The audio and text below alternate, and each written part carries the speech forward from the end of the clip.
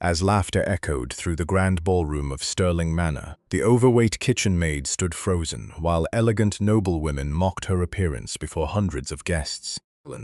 "A woman like you should never be seen in a duke's house," Lady Beatrice sneered, ordering the guards to throw Martha out before she ruined the celebration. But just as Martha turned to leave with tears hidden behind a quiet smile, Duke Alexander suddenly rose from his chair, his cold voice silencing the entire hall. Looking directly at the nobles who had ridiculed her moments earlier, he declared, "The only person in this room worthy of my respect is the woman you all chose to humiliate." No one understood why the most powerful duke in the kingdom would defend an overweight servant until a shocking truth hidden for weeks finally came to light. The kitchen beneath Sterling Manor was always hottest before sunrise, when the ovens roared awake and the servants moved like shadows through steam, smoke, and shouted orders. But that morning the heat felt crueler than usual to Martha Bell, whose broad shoulders were already damp beneath her tight grey uniform as she bent over a wooden table dusted with flour and pressed both hands into a mountain of dough meant for the Duke's evening banquet. Around her, slimmer maids slipped easily between copper pots and baskets of herbs, laughing behind their palms whenever Martha had to turn sideways to pass through the narrow space between the pantry shelves and the scullery sink.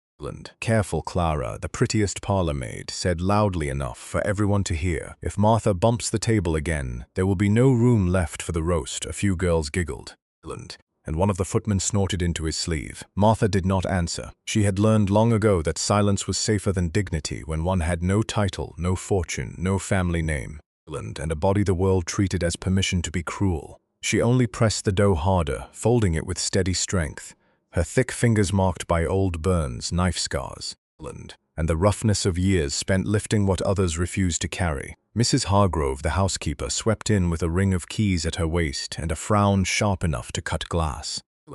"Martha, when you finish that, scrub the west corridor, polish the silver trays. Carry coal to the blue drawing room, and make certain you are nowhere near the front hall when the guests arrive. Lady Beatrice does not want you seen." Martha lowered her eyes. "Yes, Mrs. Hargrove, and do not drip sweat on the Duke's bread," Clara added sweetly. "Noble mouths are delicate." More laughter followed. But Martha only gathered the finished dough and covered it with cloth. Above the kitchen, Sterling Manor glittered with preparations for the most important banquet of the season. A gathering meant to celebrate the formal announcement of Duke Alexander Sterling's engagement to Lady Beatrice Ashbourne, a woman praised across the kingdom for her porcelain beauty, golden hair and perfect waist, though no servant who had ever stood too close to her believed beauty and kindness had anything to do with each other. By noon, Martha had carried coal up 3 flights of stairs, scrubbed mud from marble floors, hauled baskets of linen, and been sent back twice because Clara claimed a corner still smelled of kitchen grease. When Martha finally stepped into the rear courtyard to empty a pail of ash, the winter wind struck her face with such force that her eyes watered. Snow had begun to fall beyond the iron gates, soft at first, then thicker, turning the world outside the manor white and silent. Near the servants' entrance stood a man in a worn brown coat, his boots muddy, his cap pulled low, one hand resting against the stone wall as if he had walked too far in the cold. "Please," he said when Martha noticed him, his voice rough and low, "I was sent with a message for the farrier, but the storm caught me on the road. Could I trouble the kitchen for a cup of hot water?" Before Martha could speak, Clara appeared behind her with a tray of polished glasses and curled her lip. "We are not feeding beggars today. Go freeze somewhere else." The man bowed his head. "I am not asking for money." "No," Clara said, looking him over with disgust. "Only for warmth you have not earned." Martha felt something quiet tighten inside her chest. She looked at the stranger's bare hands, red from cold, then at the heavy kitchen door where Clara stood blocking the heat. "Wait here," Martha said softly. Clara's eyes narrowed. "Do not you dare!" Martha went inside anyway. She cut a thick slice from a loaf she had baked before dawn, filled a chipped mug with broth from the servant's pot, and returned before Mrs. Hargrove could see. The stranger stared at the food as if surprised by it. Martha stepped slightly in front of him, using her large body to shield the mug from the wind. "Drink slowly, it is hot." His fingers brushed hers as he accepted it, and for one brief second his posture changed. He no longer seemed weak or wandering. Beneath the cap, his grey eyes lifted to hers, clear, watchful, and far too sharp for a common messenger. "They treat you badly," he said. Martha gave a small, tired smile. They treat many easy to notice, and still you help strangers? Cold is cold, she said. Hunger is hunger. It does not ask whether a person is handsome, thin, rich, or welcome. The man looked at her for a long moment, as though those simple words had struck something deeper than she intended. Then footsteps sounded behind them, and Mrs. Hargrove's furious voice cracked through the courtyard. Martha Bell, what exactly do you think you are doing? Clara stood beside the housekeeper. Triumphant, I told you she was stealing food. Martha turned, keeping her hands folded. It was from my portion, ma'am. Your portion belongs to this household until I say otherwise, Mrs. Hargrove snapped inside now. And pray Lady Beatrice does not hear of this. Martha obeyed, but as she passed through the door, she glanced once over her shoulder. The stranger still stood in the snow, holding the mug between both hands, his eyes following her with an expression she could not name. She did not know that he was no messenger. She did not know that beneath the worn coat and false mud stood Duke Alexander Sterling himself, lord of the estate. Returned in disguise after months of suspicion that the smiles surrounding him were bought, false or hungry for inheritance. He had walked through his own servant's entrance to test the hearts beneath his roof. And the only person who had shown him mercy was the woman everyone else considered an embarrassment. That evening, after hours of punishment work, Martha was ordered to carry a tray of sugared pears to the grand ballroom because 2 footmen had gone missing, and no one else could lift the silver platter. She tried to keep her head low as she entered through the side door. But the room was too bright, too polished, too full of cruel eyes. Crystal chandeliers poured light over gowns of silk and velvet, over jeweled throats and gloved hands, over Lady Beatrice standing beside the fireplace like a portrait come to life. The moment Martha stepped into view, a ripple of laughter moved through the young ladies nearest the pianoforte. Beatrice turned slowly, her blue eyes cold. Who allowed that kitchen creature into the ballroom? The tray trembled slightly in Martha's hands, though her face remained calm. Forgive me, my lady. I was told to bring the pears, set them down and leave before the guests lose their appetite. Martha moved toward the refreshment table, but one nobleman shifted his foot just enough for her skirt to catch. She stumbled, saved the tray by sheer strength, and heard laughter burst around her like breaking glass.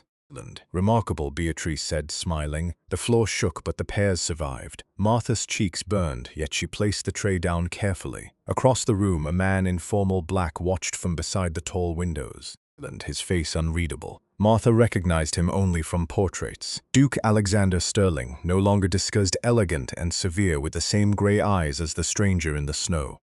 Her breath caught. For one impossible moment his gaze met hers, and Martha understood. The poor messenger had been the Duke. He had seen her kindness. He had also seen their cruelty. But before she could think further, Beatrice stepped closer and spoke softly enough that only Martha could hear. Do not imagine one glance from him means anything. Men like Alexander may pity creatures like you. But they do not remember them. Martha lowered her head. No, my lady. Good, now disappear. Martha turned toward the servant's door, carrying her humiliation like another heavy basket. While behind her the music resumed and the nobles returned to their glittering conversations. Yet Duke Alexander did not return to his. He remained still, watching the door close behind the maid, whose hands were rough, whose dress was stained, whose body had been made into a joke by people who possessed everything except mercy. His jaw tightened. Around him stood the finest bloodlines in the kingdom. Polished, perfumed, smiling, and rotten beneath the skin.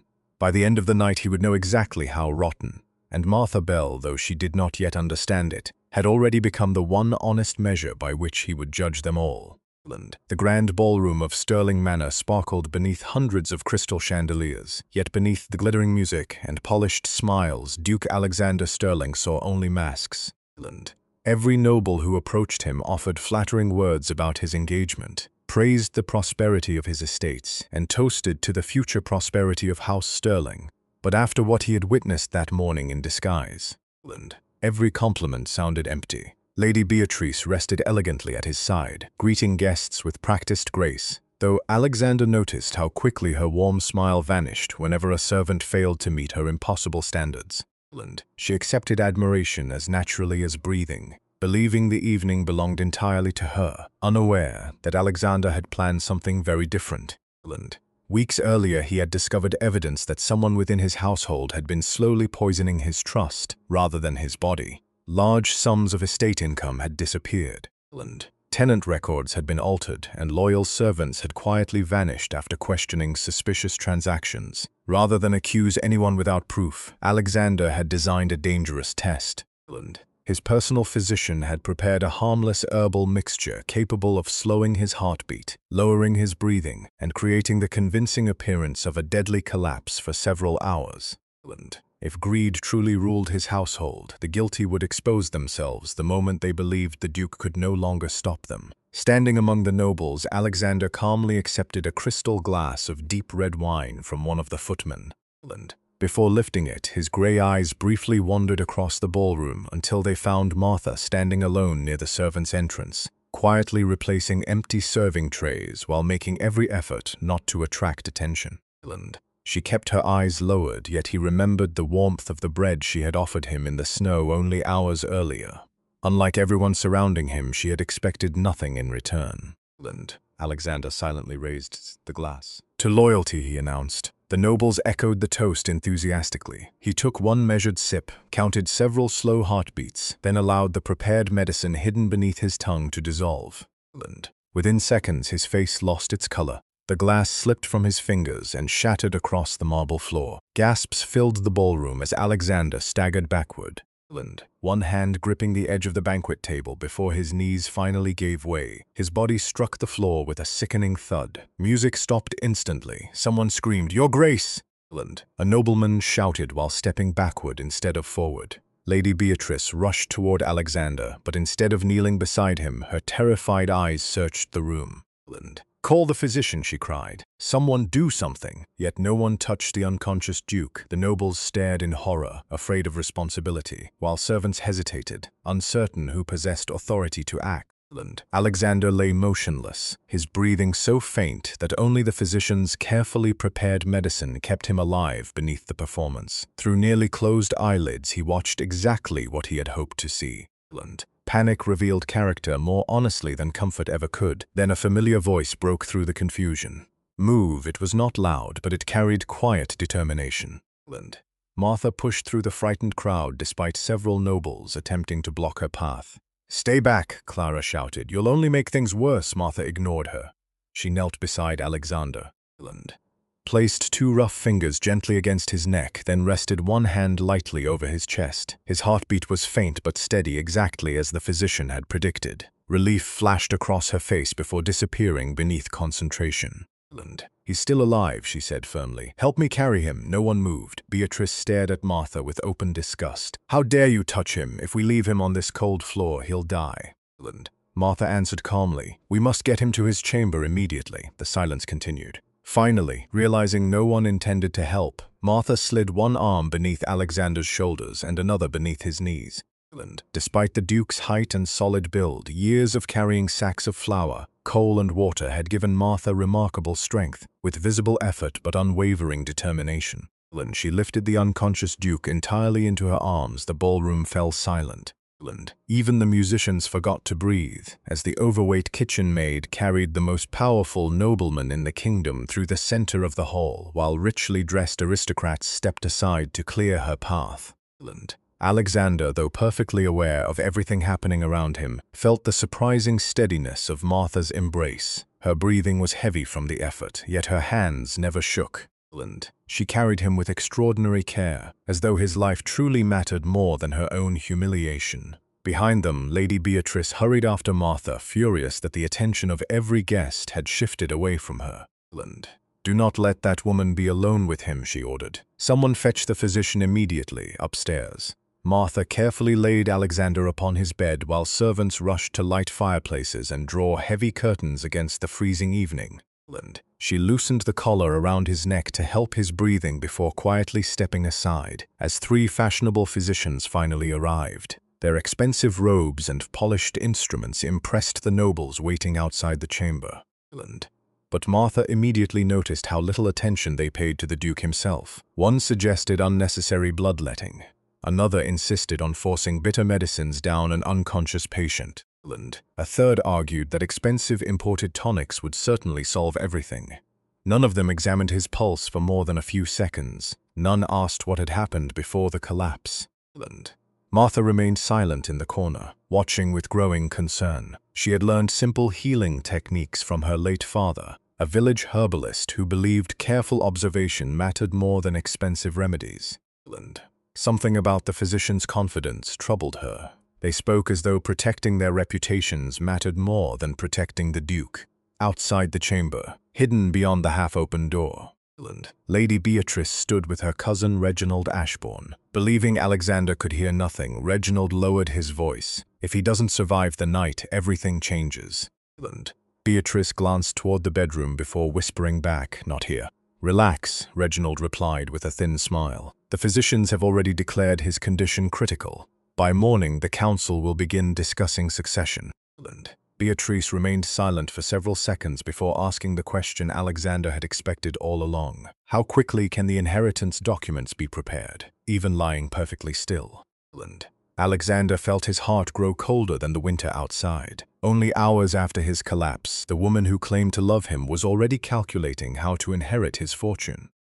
Martha heard none of this conversation. She had quietly left the chamber after realizing her presence only irritated the physicians, yet before disappearing down the corridor. She glanced back once through the doorway. Something about Alexander's pale face troubled her deeply. The physicians had spoken with confidence, but their treatment felt wrong. She promised herself that once the manor slept, she would return. Whether anyone thanked her or not no longer mattered. If the Duke still had even the smallest chance to live, she intended to protect it. Meanwhile, lying silent upon the bed with closed eyes, Alexander realized his carefully planned test had only just begun, and already the first masks had begun to fall. The first light of dawn never reached the heavy curtains surrounding Duke Alexander Sterling's bedchamber, leaving the room suspended in an eerie twilight where only the crackling fireplace disturbed the silence. Outside, Sterling Manor had transformed overnight from a house preparing for celebration into one consumed by whispered fear. Servants walked more quietly through the corridors. Noble guests postponed their departures, and every conversation ended the moment another person approached. Rumors spread faster than the winter wind. Some claimed the Duke had been poisoned by political enemies. Others believed the stress of ruling one of the kingdom's wealthiest estates had finally broken his body. No one knew the truth except the man lying perfectly still beneath the embroidered blankets. Alexander remained motionless, allowing the physician's harmless medicine to keep his breathing shallow while his mind stayed sharper than ever. Every creaking floorboard, every whispered conversation beyond the chamber door, every dishonest promise spoken in his presence became another piece of evidence shortly after sunrise. The three physicians returned with expensive leather cases filled with polished instruments designed to impress wealthy patients rather than heal them. Dr. Percival, the eldest among them, confidently announced before the gathered nobles, "His Grace has fallen into a deep coma. We must continue our treatments immediately if there is to be any hope," without waiting for agreement. They ordered bowls of hot water, sharp blades for bloodletting, rare imported tonics, and costly herbal mixtures that smelled more of perfume than medicine. Alexander silently endured every unnecessary procedure while carefully remembering each face surrounding his bed. None of the physicians questioned how such a healthy man had collapsed so suddenly. None examined the shattered wineglass from the ballroom. They appeared far more interested in displaying their knowledge than discovering the truth. Lady Beatrice stood near the fireplace dressed in elegant mourning colors despite the Duke still being alive. Every few minutes she pressed a lace handkerchief against dry eyes whenever another noble entered the room, earning sympathetic glances from guests who believed they were witnessing the grief of a devoted fiancé. The performance ended the instant visitors left. Her expression hardened into cold calculation as she exchanged subtle looks with her cousin Reginald Ashbourne, who had conveniently taken charge of organizing household affairs during the Duke's illness.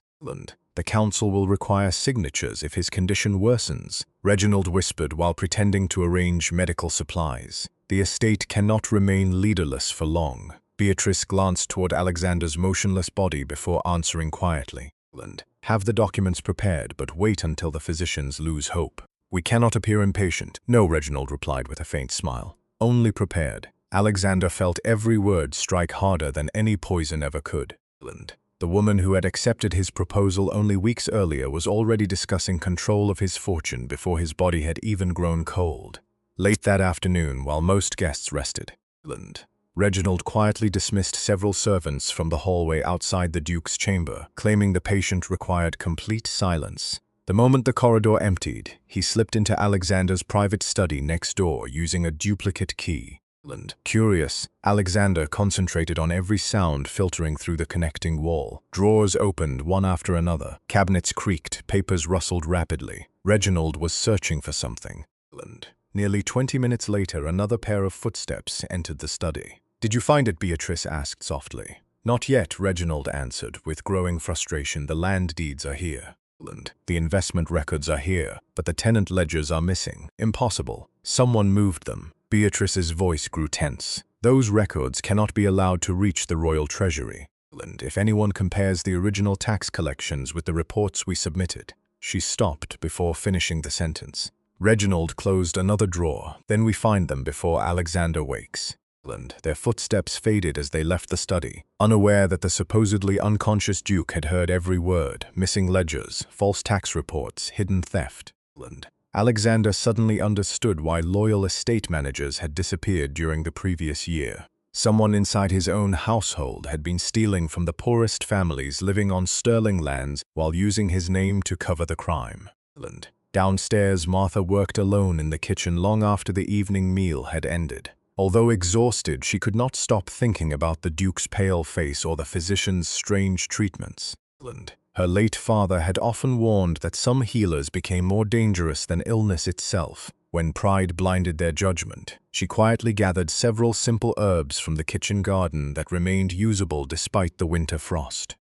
Along with clean linen, honey, and willow bark, stored for ordinary servants who could not afford physicians. Well after midnight, when the manor finally fell silent, Martha slipped carefully through the dark corridors carrying a small wooden basket. She knew she could lose her position if discovered, yet something inside her refused to abandon a man everyone else had already begun treating as if he were dead. Reaching the Duke's chamber, she found only a single candle burning beside the bed. The physicians had retired for the night after declaring there was nothing more they could do until morning. Martha quietly closed the door, approached the bedside, and gently placed 2 fingers against Alexander's wrist. His pulse remained steady beneath the false weakness created by the medicine, though his skin felt unusually cold after the repeated bloodletting. Martha frowned. "They're making you weaker," she whispered to herself. She replaced the heavy blankets more carefully around his shoulders, mixed crushed willow bark with warm water, cleaned the small cuts left by the physician's blades, and laid cool herbal compresses across his forehead. Every movement was slow, practiced, and remarkably gentle. She expected no reward.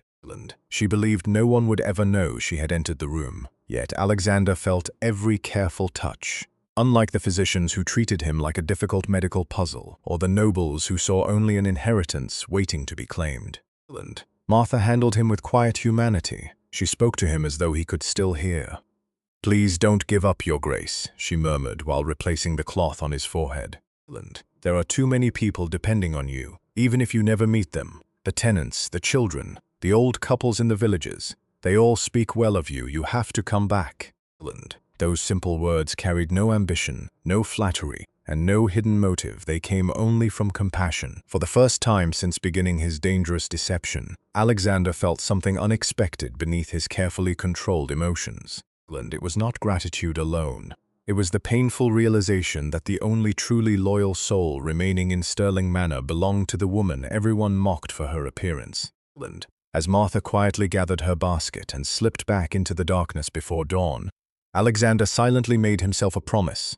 When this cruel performance finally ended and every conspirator stood exposed, he would ensure that the world learned the true worth of the woman they had spent years refusing to see. The 4th morning after Duke Alexander Sterling's collapse arrived beneath a sky as grey as the stone walls surrounding Sterling Manor. Yet inside the estate, the atmosphere had grown even darker than the winter outside. The physicians continued arriving each day with greater confidence and fewer answers, surrounding Alexander's bed with polished instruments. costly medicines and endless theories while his condition appeared unchanged. Every failed treatment became another opportunity for them to demand rarer herbs and more expensive procedures, assuring Lady Beatrice that such sacrifices were necessary if the Duke were ever to recover. She approved every expense without hesitation, not because she cared for Alexander's life, but because each extravagant payment further strengthened her image as a devoted fiancée willing to spare no cost for the man she supposedly loved. The noble guests admired her performance, whispering that no woman could display such unwavering devotion unless her heart was completely sincere. Alexander, trapped behind closed eyes and motionless limbs, heard every false compliment offered to Beatrice and every graceful lie she accepted with practiced humility. Yet the moment visitors left the chamber, her concern disappeared as completely as the smiles she reserved for public display. "How much longer can this continue?" she asked impatiently while the physicians packed away their instruments. Dr. Percival lowered his voice. "His Grace's pulse remains weak. It could be days. It could be weeks." Reginald leaned against the fireplace with folded arms. "The council is becoming restless. They expect decisions, not uncertainty." "Then give them hope," Beatrice answered coldly. "Tell them I remain faithfully at his side every hour." Alexander nearly smiled beneath his stillness. During the previous 3 days, Beatrice had spent less than an hour beside his bed unless visitors were present. Every other moment had been devoted to private meetings, estate records, and whispered conversations about succession. That evening, the physicians finally departed, believing the Duke would survive another night without supervision. One by one, the servants extinguished the hallway lamps until only silence remained throughout the manor. Shortly after midnight, the bedroom door opened almost soundlessly. Martha stepped inside, carrying the same small wooden basket she had brought every night since the Duke's collapse. She paused near the entrance, listening carefully to ensure no one had followed her. Satisfied the corridor remained empty, she quietly crossed the room. The candlelight revealed how exhausted she had become. Dark circles rested beneath her eyes from working through each day before secretly caring for Alexander each night. Yet despite her weariness, she smiled gently when she reached his bedside. "Good evening, Your Grace," she whispered, speaking as naturally as if he could answer. The kitchen was quieter today. Mrs. Hargrove complained less than usual. Perhaps everyone is simply too frightened to argue anymore. She carefully removed the thick bandages the physicians had wrapped around Alexander's arm after another unnecessary bloodletting session. Her expression immediately tightened. The wound had become swollen and irritated. "I was afraid of this," she murmured. "Too much blood has already been taken." From her basket, she removed warm water infused with lavender and thyme before gently cleaning the irritated skin. Every movement remained slow and patient, allowing the herbs to soothe the inflamed flesh without causing unnecessary pain. Alexander could feel the difference immediately. Unlike the physicians whose hands were hurried and mechanical, Martha's touch carried remarkable gentleness born from genuine concern rather than professional pride. As she worked, she spoke softly into the quiet room, not expecting any response. "My father always said a healer must first understand suffering before trying to remove it.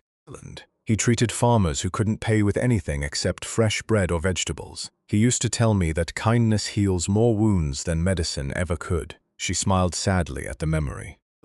Most people laughed at him because he never became rich. He said he already possessed everything wealth could never buy.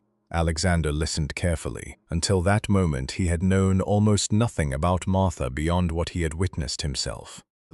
Now, through these simple conversations spoken to an unconscious man, he began discovering the life that had shaped her extraordinary compassion. Martha mixed crushed herbs with honey into a smooth paste before spreading it gently across the irritated wound. She adjusted the pillows supporting Alexander's shoulders, replaced the cooling cloth across his forehead, then checked his pulse once more. "Stronger," she whispered with quiet relief, "only a little." But stronger, she believed the improvement resulted from the herbs. Alexander knew the physician's medicine was slowly wearing off, allowing his natural strength to return. Yet Martha's careful treatment had undeniably prevented the physician's mistakes from making his condition worse. Before leaving, she quietly noticed the fire burning low inside the marble fireplace. The servants responsible for maintaining it had apparently forgotten their duties. Without hesitation, she added fresh logs, waited until the flames burned steadily again. then gently pulled the blankets higher around Alexander's shoulders to keep him warm through the freezing night. "No one should be cold while they're fighting to live," she whispered before quietly leaving the chamber.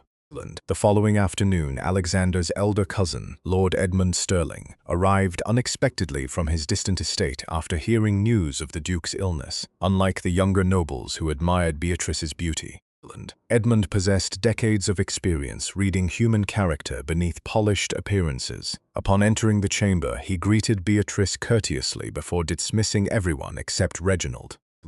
"Tell me honestly," Edmund said after the door closed, "who has truly remained beside Alexander?" Beatrice immediately lowered her eyes. "I have done everything within my power." Reginald nodded in agreement.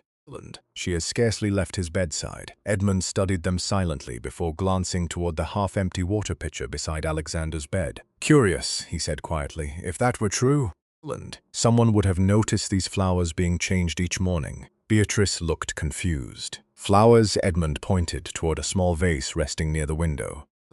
Fresh winter berries and evergreen branches had replaced the wilted arrangement from 3 days earlier. Alexander certainly didn't replace them himself. Neither Beatrice nor Reginald answered because neither had even noticed the flowers. Edmund said nothing further, but suspicion quietly settled behind his thoughtful eyes. Someone besides the physicians had been caring for his cousin, and whoever that person was possessed far more genuine devotion than those loudly claiming credit. That evening, Reginald secretly searched the Duke's private study again, convinced the missing estate ledgers remained somewhere inside. Hidden behind the connecting wall, Alexander listened as drawers slammed open with increasing frustration. Suddenly, Reginald stopped moving. Another sound had caught his attention. Soft footsteps approached from the hallway outside the bedroom. Through the slightly open study door, Reginald watched Martha carrying her familiar wooden basket toward Alexander's chamber. A slow smile spread across his face. He quietly stepped backward into the darkness before she noticed him. "Interesting," he whispered to himself. "So that's where you've been disappearing every night." Martha, completely unaware she had been observed, entered the bedroom exactly as before. Believing only the unconscious Duke awaited her, she never imagined someone else had finally uncovered her secret, nor that her quiet acts of kindness were about to become the perfect weapon in a far more dangerous conspiracy.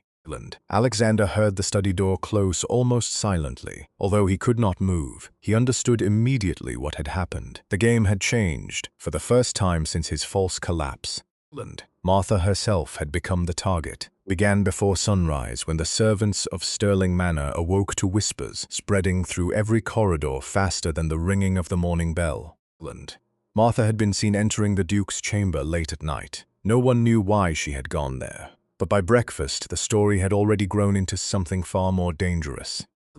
Some servants claimed she had been stealing expensive medicine. Others insisted she had been searching the Duke's private belongings while he lay unconscious. Clara eagerly repeated each rumor with greater confidence than the last, making certain every kitchen maid and footman heard that the overweight servant had finally revealed her true nature. Martha, unaware of the gossip surrounding her, continued scrubbing the stone floors outside the library exactly as she had every morning before dawn. She noticed the strange looks from the other servants but assumed they simply pitied the Duke's condition.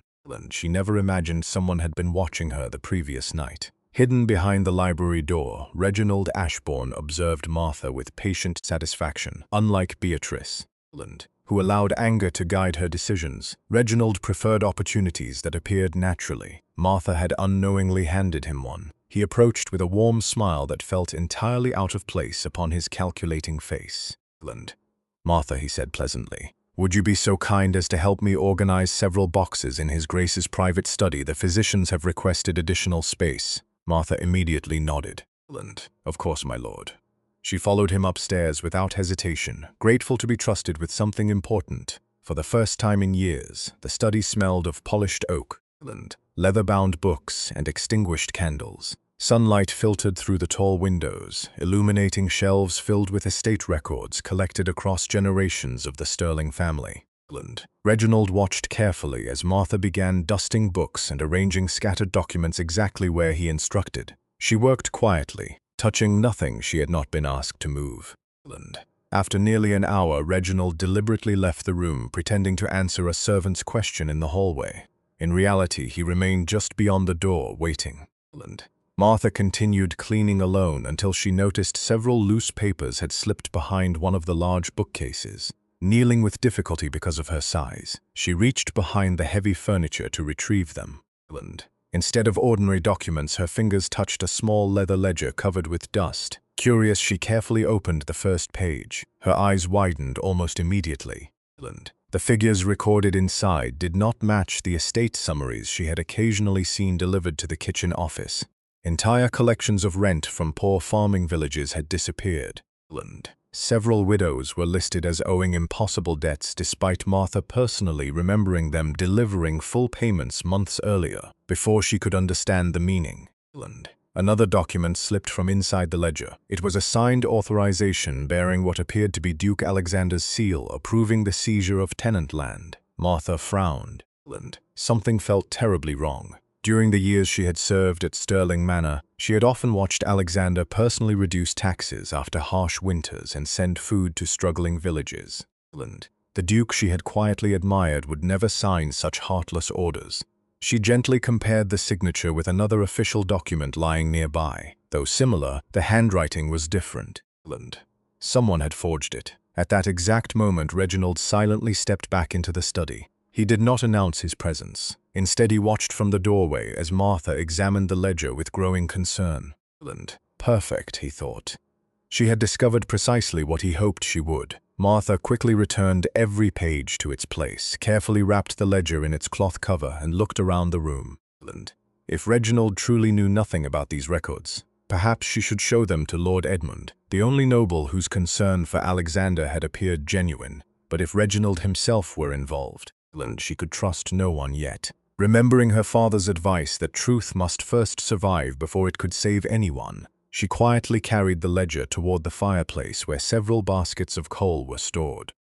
Beneath the largest basket lay a narrow hollow in the stone floor used years earlier for storing kindling during winter. Martha gently hid the ledger inside the space, covered it with cloth, replaced the coal basket exactly as before, and resumed dusting the bookshelves. Reginald's smile slowly disappeared. He had expected Martha either to panic or to deliver the evidence directly into someone's hands.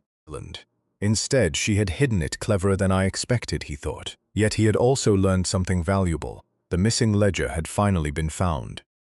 That afternoon, Alexander lay silently in bed, while another endless procession of physicians discussed impossible cures. Although he could neither move nor speak, his hearing remained sharp. Through the open windows, he caught fragments of conversation drifting from the corridor. "Has anyone seen Martha?" one servant whispered. "She spent hours alone in the Duke's study.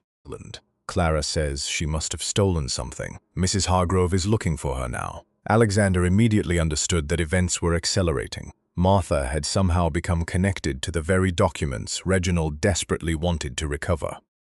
If she had discovered the truth, she was now in greater danger than ever before. As evening approached, Martha quietly returned to the Duke's chamber carrying fresh herbal compresses beneath her apron.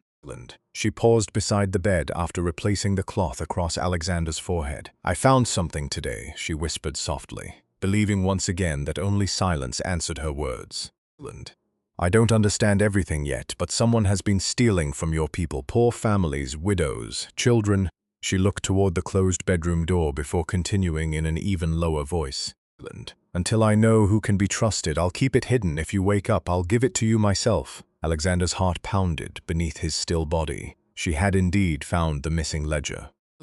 More importantly, she had chosen not to hand it to the wrong person. For the first time since beginning his deception, real hope stirred within him. Martha possessed the evidence capable of destroying every conspiracy inside Sterling Manor. Yet hope lasted only a few moments. Outside the chamber, Reginald stood unnoticed in the dim hallway, having arrived just in time to hear Martha's final words through the slightly open door. His expression darkened. He now knew two things with absolute certainty. Martha possessed the ledger, and she intended to give it directly to Alexander if the Duke ever recovered. Quietly stepping away before Martha emerged, Reginald disappeared into the shadows with a cold, calculated smile. Then he whispered to himself, "The maid must be removed before either of those things can happen." Inside the bedroom, Martha gently adjusted the blankets one final time before leaving for the night, never realizing that every act of kindness she offered the unconscious Duke had brought her one step closer to becoming the greatest threat to the people plotting against him. Morning arrived beneath a heavy blanket of snow, but the warmth of the fireplaces inside Sterling Manor could no longer hide the growing tension spreading through every corridor. Servants whispered in frightened voices, noble guests lingered longer than courtesy required, and every member of the household sensed that something invisible was tightening around the estate. Martha rose before dawn as she always did, forcing herself through another exhausting day of carrying coal, scrubbing marble floors, and preparing meals while pretending not to notice the suspicious glances following her every step. Clara and the other maids no longer laughed openly when Martha passed. Instead, they lowered their voices and exchanged knowing smiles, convinced that the overweight kitchen servant had become involved in something shameful. Martha ignored them. Her only concern was protecting the hidden ledger until Duke Alexander awakened. She believed that if she remained patient, the truth would eventually find its rightful owner. Unfortunately, Reginald had no intention of allowing that day to arrive. Before breakfast, he met privately with Lady Beatrice inside the blue drawing room, carefully locking the doors behind them. Beatrice crossed her arms impatiently. "You've been smiling since yesterday. I assume you've finally solved our little problem." Reginald poured himself a glass of wine before answering. "Not completely, but I've discovered who has the missing ledger." Beatrice's eyes narrowed. "Who? The maid?" She stared at him in disbelief. "Martha. I watched her hide it with my own eyes." Beatrice laughed once, though there was no amusement in it. "Then this is easier than I imagined. A servant accusing nobles? No one will believe her." Reginald calmly shook his head. "We don't need anyone to believe her. We only need everyone to believe she is guilty." A slow smile spread across Beatrice's face as she understood his plan. "Go on tonight," Reginald replied quietly. "The Duke's family jewels will disappear. By morning they will be found among Martha's belongings. Combined with her secret visits to Alexander's chamber, no one will question the accusation." Beatrice admired the simplicity of the scheme, and the ledger, once she's arrested, we recover it before anyone thinks to search elsewhere. "Excellent," she lifted her teacup. "By tomorrow, our biggest inconvenience will be gone." Neither of them realized that Lord Edmund Sterling had paused briefly outside the drawing room while passing through the corridor. Although he could not hear every word, he clearly caught the phrases "the maid," "the jewels," and "tomorrow." His instincts immediately warned him that something was terribly wrong. That afternoon, Martha once again slipped quietly into Alexander's chamber while the physicians rested downstairs. She replaced his herbal compresses, refreshed the fire, and checked his pulse, smiling faintly when she felt it stronger than ever before.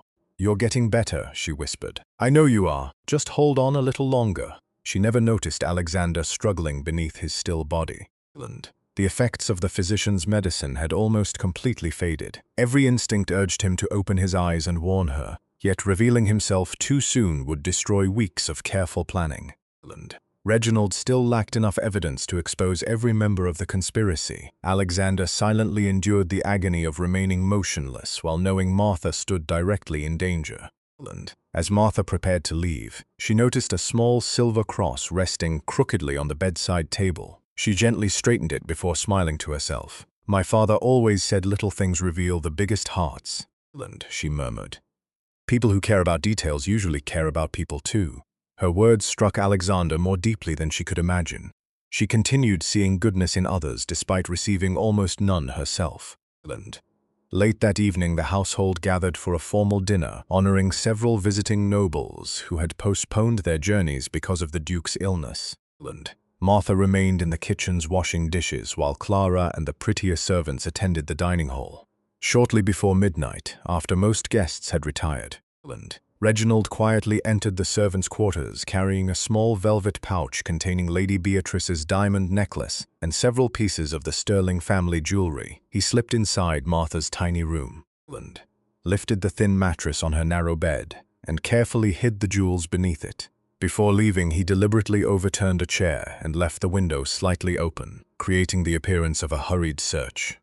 His trap was complete. At sunrise the next morning, a scream echoed through the manor. Lady Beatrice burst into the entrance hall wearing only a simple black dress instead of her usual diamonds. My jewelry, she cried dramatically. The sterling heirlooms are gone. Chaos erupted immediately. Servants rushed through the corridors while guards sealed every entrance. Mrs. Hargrove ordered every room searched.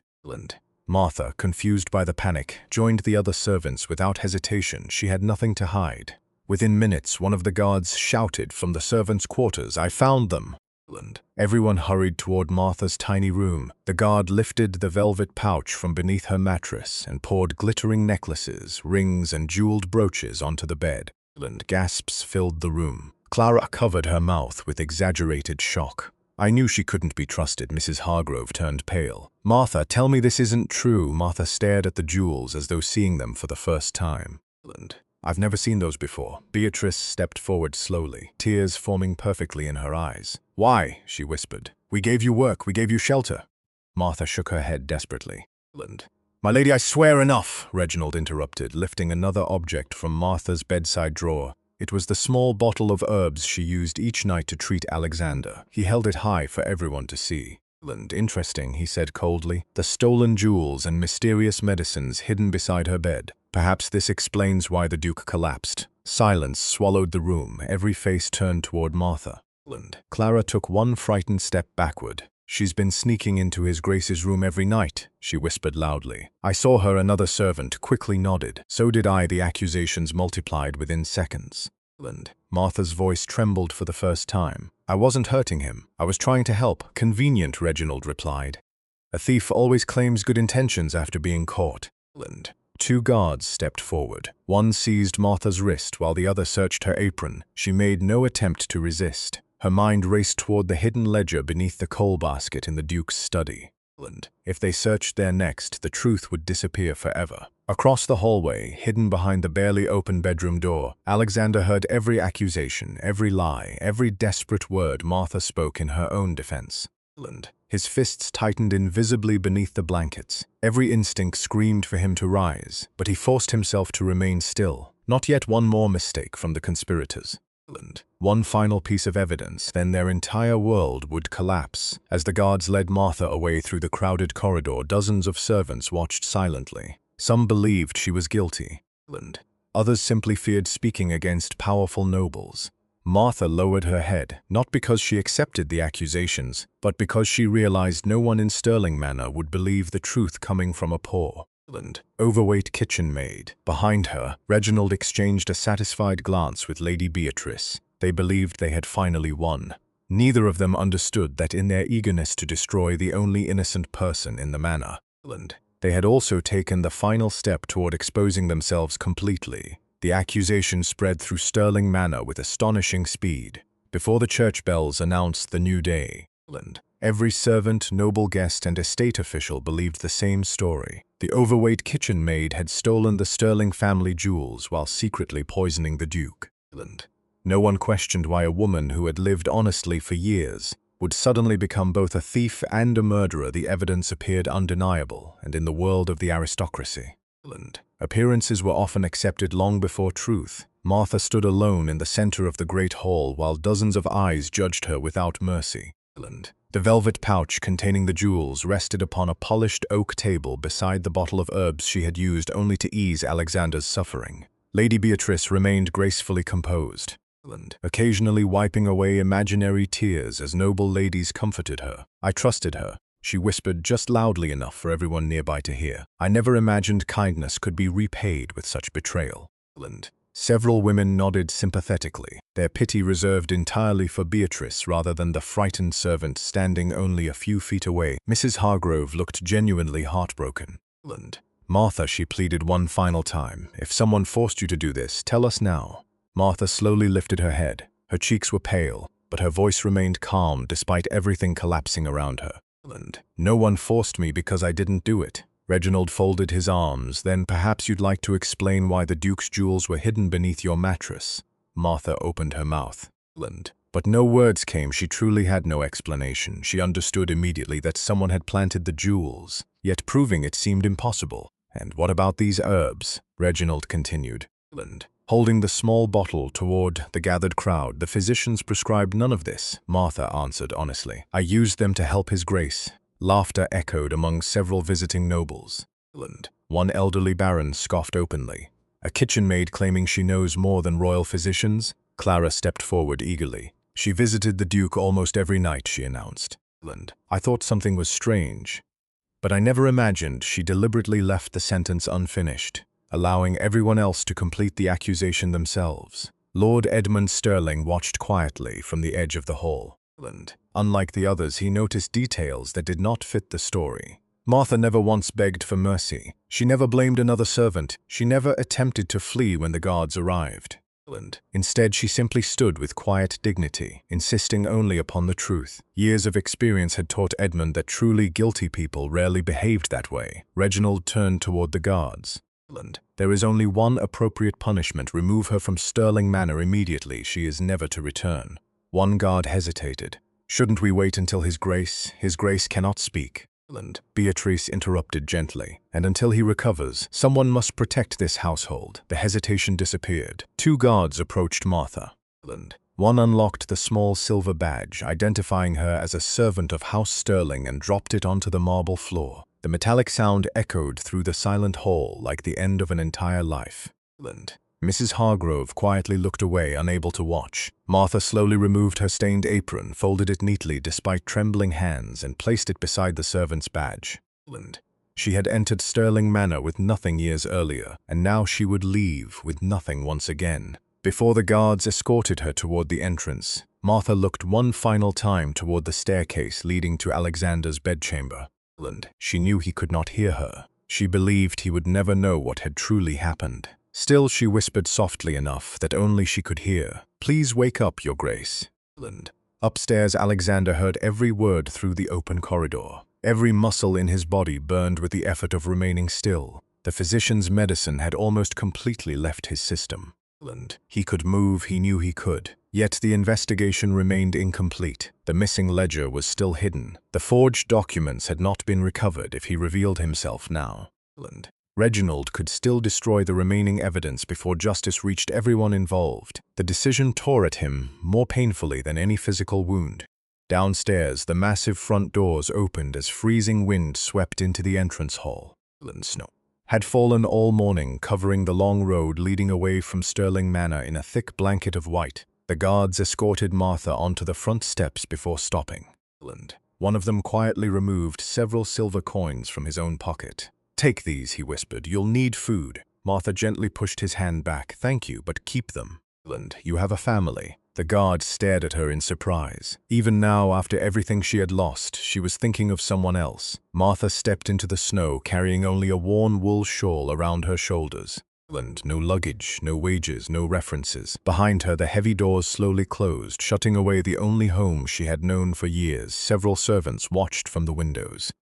Some felt guilty. Others felt relieved that suspicion had fallen upon someone else instead of themselves. Clara quietly smiled before returning to her duties. Beatrice poured herself fresh tea beside the fireplace. Convinced the greatest obstacle standing between her and the sterling fortune had finally disappeared. Only Lord Edmund remained standing at the window long after everyone else had left. He watched Martha's lonely figure grow smaller against the endless white road until she finally vanished into the snowstorm. Something about the scene refused to leave his thoughts. A guilty thief usually ran toward safety. Martha walked with slow, exhausted dignity, never once looking back, never cursing the people who had destroyed her life. It looked less like the departure of a criminal and more like the exile of an innocent woman. Hours later, as darkness settled over the estate, Alexander finally opened his eyes for the first time since the night of the banquet. The room remained empty except for the dying fire beside his bed. He slowly sat upright, his body weak but fully awake. The silence felt unbearable. The fresh herbs no longer rested upon the bedside table. The flowers near the window had begun to wilt because no gentle hands had replaced them that evening. For the first time since beginning his carefully planned deception, Sterling Manor felt truly empty.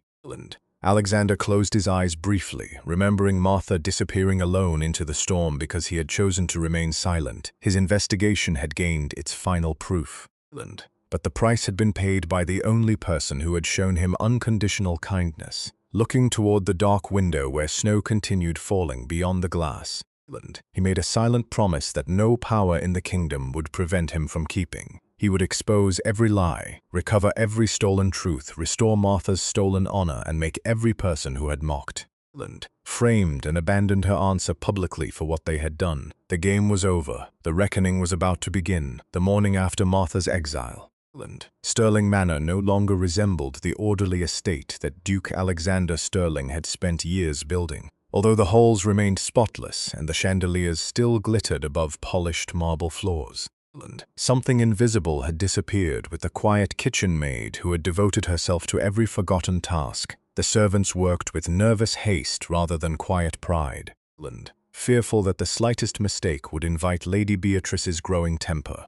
Meals arrived late, fireplaces burned low because no one remembered to refill them on time, and arguments broke out daily among the household staff. Mrs. Hargrove tried desperately to restore discipline, but even she could feel the difference. Martha had never been the loudest servant or the most noticeable one, yet somehow she had been the person quietly holding the entire household together. Now that she was gone, every hidden weakness began revealing itself. Upstairs, Duke Alexander remained in bed with his eyes closed whenever physicians or noble guests entered.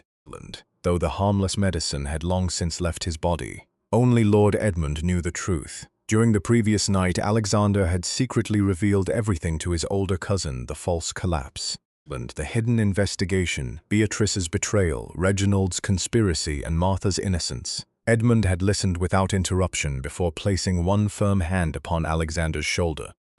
"You waited because you needed the truth," he had said quietly. "Now you have it. The time for silence has ended." Alexander nodded slowly. "Not yet. One more day. Reginald still believes Martha took the ledger with her. If he thinks the evidence is gone, he'll expose himself trying to recover it." Edmund understood immediately. "Then today we let him make his final mistake." That very morning, Reginald entered Alexander's private study, while believing both the Duke and Lord Edmund remained occupied elsewhere. Locking the door behind him, he began tearing through every shelf, cabinet, and desk drawer with growing frustration. Books crashed onto the floor. Documents scattered across the carpet. Hidden compartments were forced open one after another. "Where is it?" he muttered angrily. She couldn't have taken it. Nearly an hour passed before his attention settled upon the large coal basket beside the fireplace, remembering Martha standing near it days earlier. He slowly lifted the heavy basket aside. Beneath the folded cloth covering the small stone compartment rested the missing leather ledger. Relief spread across his face at last. He whispered. He reached inside, but before his fingers touched the book, another voice spoke calmly from behind him. "Looking for something?" Reginald spun around in shock. Lord Edmund stood in the doorway with two trusted estate guards beside him.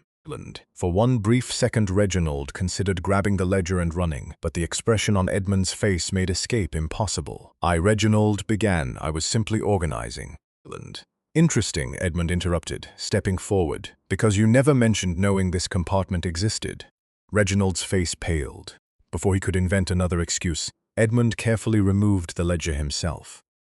He opened several pages, silently examining the forged tax records and false signatures. His expression hardened with every document these accounts were altered. Reginald remained silent, and only someone already searching for them would know exactly where to look. The guards exchanged uneasy glances. Without raising his voice, Edmund closed the ledger. "You will remain inside your rooms until further notice."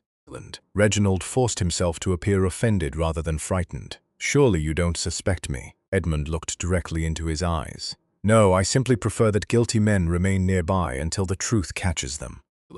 Meanwhile, nearly 20 miles from Sterling Manor, Martha struggled through another bitterly cold morning in the small village of Ashbrook, after wandering through the snow until nearly collapsing from exhaustion the previous evening. She had been discovered by an elderly widow named Mrs. Eliza Harper, who offered her a bowl of soup and a place to sleep inside a tiny abandoned cottage beside the village church. Martha insisted she would leave after one night, but before sunrise a frightened mother knocked desperately upon the cottage door, carrying her feverish little daughter in her arms. "Mrs. Harper said you know something about herbs," the woman pleaded through tears. Martha immediately welcomed them inside. She recognized the symptoms from childhood lessons taught by her father. Using simple willow bark, warm water, and carefully measured herbs gathered from the nearby forest, she patiently treated the child throughout the morning. By afternoon, the little girl's fever finally began to fall. Word spread quickly through the village. Before sunset, 2 elderly farmers arrived seeking medicine for aching joints, followed by a young shepherd with an infected hand, and then an old widow suffering from a relentless cough. Martha accepted no payment except fresh vegetables, firewood, or simple thanks. Kindness was always my father's greatest medicine, she told them with a gentle smile. I'm only continuing his work. Within days, the abandoned cottage slowly transformed into a humble clinic where poor families found help they could never afford elsewhere. Though she had lost everything at Sterling Manor, Martha refused to let bitterness change who she was. Back at the estate, Alexander secretly left his bed for the first time before dawn, walking carefully through the silent corridors while only Edmund accompanied him. Every room reminded him of Martha's quiet presence. The fireplaces she once kept burning now flickered weakly. Dust gathered along windowsills she had always polished without being asked. The servants moved nervously rather than confidently. They mocked the one person they depended on most, Alexander said quietly. Edmund nodded. People often fail to recognize true worth until it disappears.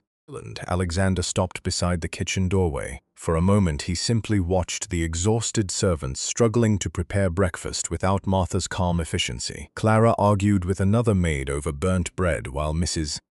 Hargrove desperately tried restoring order. No one noticed the Duke standing silently in the shadows. Tomorrow, Alexander said firmly. I end this. Edmund looked toward the morning sunlight shining through the windows. And Martha. Alexander's expression softened for the first time in days. The moment justice is served here, I will find her no matter how far she has gone. Neither man realized that far away in Ashbrook, villagers had already begun calling Martha the Angel of Winter because of the quiet stranger who asked for nothing, accepted no praise, and somehow brought hope wherever she went.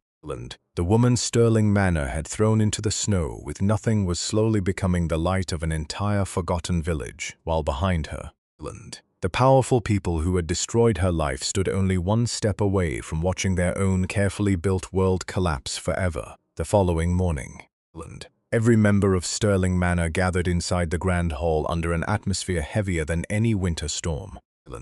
Word had spread throughout the county that Duke Alexander Sterling's condition had become critical, and that Lord Edmund would oversee an emergency council meeting concerning the future administration of the estate. Noble families arrived dressed in black, lawyers carried sealed documents, and senior estate officials stood silently along the walls, believing they were about to witness the beginning of a new era. At the center of the hall rested a long oak table covered with official ledgers, legal contracts, and the Sterling family seal. Lady Beatrice entered wearing a modest black gown carefully chosen to display graceful sorrow rather than celebration. She accepted whispered condolences with lowered eyes, while Reginald confidently greeted council members, already behaving as though authority belonged to him. Neither noticed Lord Edmund studying them with quiet patience from across the room. Hidden behind a nearby curtain stood 4 royal treasury investigators who had arrived before sunrise at Alexander's private request. Every piece of evidence had already been placed into their hands during the night. The forged tax records, the hidden ledger, altered land deeds, false signatures, and witness statements from dismissed estate managers now rested safely inside sealed leather cases. The trap had finally closed. As the meeting began, Lord Edmund slowly rose from his chair. Ladies and gentlemen, he announced calmly, we gather today because serious questions have arisen concerning the management of Sterling Manor during His Grace's illness. Reginald immediately stepped forward with respect. Lord Edmund the Duke remains unconscious. The estate requires stable leadership. Every delay harms our tenants and businesses. Several nobles nodded in agreement. Beatrice lowered her eyes modestly. Everything I have done has been only for Alexander's sake. Edmund looked toward the massive double doors at the far end of the hall. Has it? Before anyone could answer, the doors swung open with a thunderous echo. Every conversation stopped instantly. Heavy footsteps crossed the marble floor. Duke Alexander Sterling walked into the hall dressed in a formal black coat, pale from recent illness but standing straight with quiet authority. The silence became absolute. One elderly noble dropped his cane. Clara gasped so loudly that several servants turned toward her. Mrs. Hargrove covered her mouth with trembling hands. Lady Beatrice's face lost every trace of color. Reginald stumbled backward as though he had seen a ghost. Alexander continued walking until he reached the head of the council table. His cold grey eyes slowly passed over every face in the room before finally resting upon Beatrice. "Good morning," he said quietly. "No one answered you." Beatrice whispered, "You're alive." Alexander looked at her without warmth. "I never stopped being alive." Reginald forced himself to recover. "Your Grace, this is extraordinary. We feared. You feared I would never wake." Alexander's voice remained calm, making it even more terrifying that misunderstanding appears to have disappointed several people. Lord Edmund stepped beside him and placed the leather ledger upon the table. "Perhaps we should discuss this instead." Reginald's breathing became noticeably uneven. Alexander slowly opened the ledger before the assembled council. For months, money collected from poor tenant families disappeared before reaching the Sterling treasury. Land was seized using forged documents carrying my signature. Elderly widows were driven from farms they had owned for decades. Every crime was committed in my name. Murmurs spread throughout the hall. One by one, Royal Treasury investigators stepped forward, presenting official reports confirming every falsified account. Witness statements followed. Dismissed estate managers entered to testify they had been threatened into silence after questioning missing funds. A handwriting expert demonstrated that the signatures authorizing land seizures had been expertly forged. Every piece of evidence pointed toward the same people. Reginald desperately searched for another explanation. Someone planted those records. Alexander looked directly into his eyes. "Indeed. Tell us then, why were you found searching for this exact ledger yesterday morning?" Reginald's face turned completely white before he could answer. Lord Edmund calmly described finding him reaching into the hidden compartment beneath the coal basket. Two estate guards confirmed the account under oath. The room erupted into shocked whispers. Beatrice finally spoke. "This proves nothing." Alexander slowly turned toward her. "Does it not?" He raised one hand. The doors opened again. The two guards who had searched Martha's room entered carrying another velvet pouch. Alexander recognized it immediately. The Sterling family jewels. One guard bowed respectfully. "Your Grace," after questioning the night watchman. "We discovered Lord Reginald entered the servants' quarters shortly before the jewels were reported missing. Another servant witnessed him leaving Martha Bell's room." Clara's expression collapsed. She slowly stepped backward. Alexander noticed immediately Clara. She froze. "You told everyone." "Martha visited my room at night because she intended to harm me." Tears filled her eyes. "Lady Beatrice ordered me to say it." Beatrice stared at her in disbelief. "You foolish girl, enough!" Alexander interrupted. His voice echoed through the hall with absolute authority. "I heard every conversation." Silence returned instantly. Alexander slowly walked toward Beatrice until only a few feet separated them. "While I lay motionless, I heard you discuss inheritance before my body had even grown cold. I heard you plan forged documents with Reginald. I heard you call Martha an inconvenience that needed to disappear." Every word, Beatrice's legs weakened beneath her. "Alexander, please do not speak my name." He turned toward the assembled nobles. "The woman you accused of theft visited my chamber every night. For only one reason, he lifted the small bottle of herbs from the evidence table. These herbs were not poison, they were medicine. While expensive physicians weakened me with useless treatments, Martha Bell quietly cleaned my wounds, lowered my fever, kept the fire burning through freezing nights, and expected absolutely nothing in return." Mrs. Hargrove quietly began to cry. Several servants lowered their heads in shame. Alexander's voice softened for the first time. Every person in this hall judged her by her appearance. "You mocked her weight. You laughed at her rough hands. You treated her kindness as weakness." His eyes swept slowly across the room. "Yet the only truly honorable soul living beneath this roof was the woman you threw into the snow." No one dared meet his gaze. Alexander finally faced the Royal Treasury investigators. "Arrest Reginald Ashbourne for fraud, forgery, conspiracy, and theft against the Crown." Guards immediately seized Reginald before he could move. "Lady Beatrice Ashbourne," Alexander continued coldly, "your engagement to me is permanently dissolved. You are stripped of every privilege granted through House Sterling and ordered to leave this estate before sunset. You will never again enter these grounds." Beatrice collapsed into a chair, her carefully constructed world crumbling around her. The hall remained silent as guards escorted Reginald away in chains. Alexander watched them disappear through the great doors before speaking one final sentence. "Justice has finally reached Sterling Manor." Then, without another glance toward the people who had betrayed him, he turned to Lord Edmund and quietly said, "Prepare my horse." Edmund smiled faintly. You're going to find her. Alexander nodded without hesitation. The woman they called worthless deserves to hear the truth from me before anyone else. And with that, the Duke walked out of the grand hall, leaving behind a house where every lie had finally collapsed, while beginning the only journey that truly mattered, the search for the woman whose quiet kindness had saved not only his life, but also his faith in humanity. The journey to Ashbrook Village took Duke Alexander Sterling nearly 2 days through snow-covered roads and frozen forests, yet he refused every suggestion to rest. Lord Edmund rode beside him while a small escort followed at a respectful distance, but Alexander barely noticed them. Since exposing the conspiracy at Sterling Manor, only one thought had remained in his mind. Martha had walked away from the estate, believing the man she had sacrificed everything to save would never know the truth. That misunderstanding weighed more heavily upon him than the betrayal of Beatrice or the theft of his fortune. Every mile carried him closer to the one person he had failed when she needed him most. As they approached the tiny village, Alexander noticed something unusual. Instead of the poverty and despair common in isolated settlements during winter, people moved through the streets with quiet hope. Children laughed while carrying baskets of firewood. Elderly villagers smiled as they greeted one another. A young mother hurried past, holding medicine wrapped carefully in cloth while thanking heaven that Miss Martha had once again saved her little boy from another fever. Alexander immediately slowed his horse. "Who is Miss Martha?" he asked an old farmer repairing a fence. The farmer smiled warmly. "A blessing sent by God, if you ask me. She arrived here with nothing except the clothes on her back. Yet she's cared for this village every single day since then. She never asks for payment. If someone has no money, she accepts vegetables. If they have no vegetables, she accepts a smile. And if they have nothing at all," the old man chuckled softly, "she tells them kindness is enough."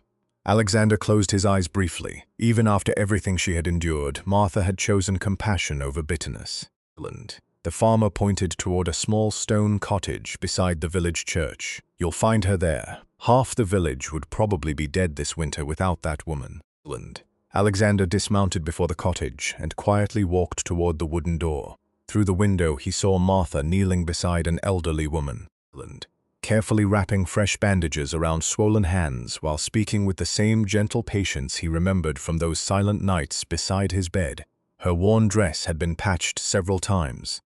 Her hands remained rough from years of labor, yet to Alexander she had never appeared more beautiful. When the elderly woman finally left, Martha turned to clean the small table and froze. Standing in the doorway, dressed in a dark traveling coat dusted with snow, was Duke Alexander Sterling. For several seconds, neither of them spoke. Martha blinked once, believing exhaustion had created an impossible illusion. "Your Grace," she whispered. Alexander stepped inside and quietly closed the door behind him. "I'm sorry," he said. Martha stared at him in confusion. "You recovered because of you."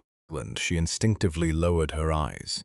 "I'm glad." She turned away as though preparing more herbs. "Then you've come to tell me everything is over." Alexander slowly approached until only a few steps separated them. "No, I came because I owe you the truth." Martha remained silent. "I was never truly unconscious." She slowly looked back at him. "What?" Alexander took a deep breath. The collapse at the banquet was part of an investigation.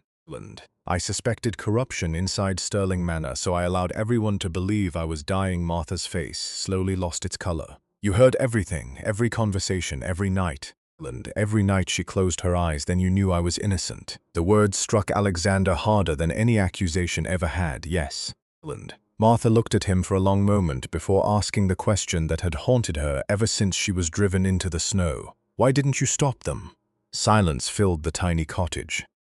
Alexander refused to invent excuses because I believed I needed one final piece of evidence before exposing them. Martha nodded once. "I see. No." Alexander answered quietly. "You don't." "I made the hardest decision of my life, and it was still the wrong one." His voice grew heavier. "I protected the investigation, but I failed to protect the person who deserved it most." Martha looked toward the window where snow drifted softly outside. "I was angry at first," she admitted, "not because I lost my job. Jobs can be replaced, but because I believed the one man I trusted would never know the truth." Alexander stepped closer. "I know it now." He reached into his coat and carefully removed the silver servant's badge that had been stripped from Martha the day she was expelled. He placed it gently upon the table. "Sterling Manor belongs to you as much as it belongs to me." Martha shook her head softly. No, it never did. Alexander smiled faintly. You're right, Sterling.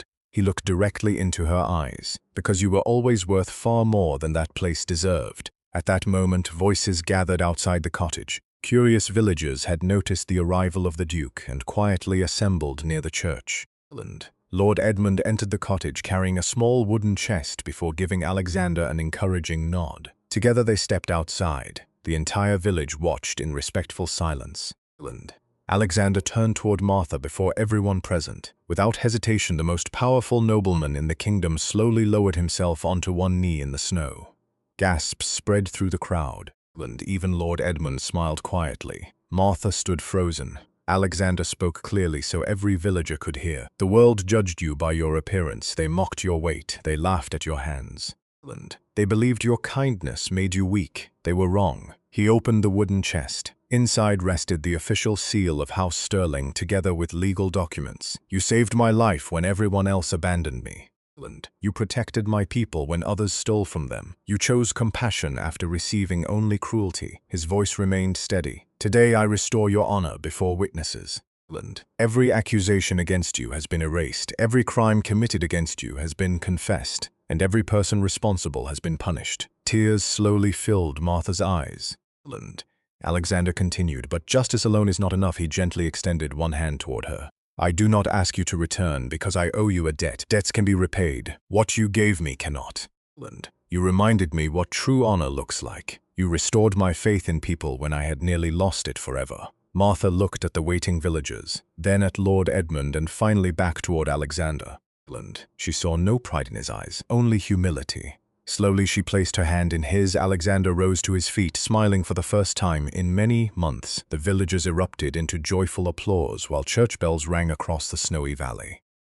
Weeks later, Sterling Manor welcomed Martha home, not as a servant hidden in the kitchens, but as the woman every member of the household now greeted with genuine respect. Mrs. Hargrove embraced her through tears. The guards who had escorted her away apologized openly. Even Clara, stripped of her position, admitted her shame before quietly leaving the estate forever. Under Martha's guidance, a new charitable clinic was established on Sterling lands where every poor family received free treatment regardless of status or wealth. The stolen farms were returned to their rightful owners. Debts created through fraud were erased. The wealth once stolen from the poor rebuilt schools, homes, and hospitals throughout the estate.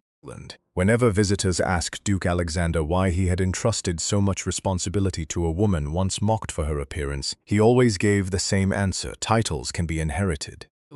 Beauty fades with time. Wealth changes hands, but character is earned, and no one I have ever met possesses greater character than Martha Bell. As the first spring flowers replaced the winter snow across Sterling Manor, Martha stood beside Alexander, overlooking fields where children laughed freely and families worked land that finally belonged to them again. The estate had not been saved by power, beauty, or noble blood. It had been saved by the quiet courage of a woman everyone had underestimated. And from that day forward, whenever anyone spoke of House Sterling, they no longer remembered the scandal that nearly destroyed it. They remembered the overweight maid who proved to an entire kingdom that a person's true worth could never be measured by appearance, only by the kindness, integrity, and love carried within their heart.